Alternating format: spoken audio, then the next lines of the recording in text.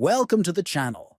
In today's video, we are going to explore how to enable the Tap Hold feature for the color picker in the Sketchbook app on your phone. This feature allows you to quickly select colors by simply holding down on the canvas. First, open the Sketchbook app on your phone.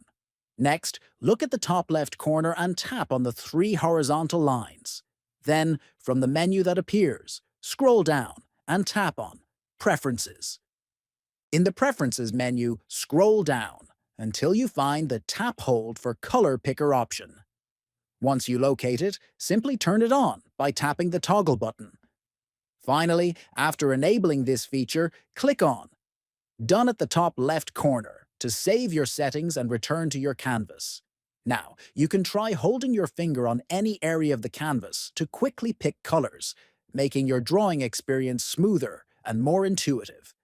Don't forget to subscribe to the channel, leave a like on the video, and share it with friends.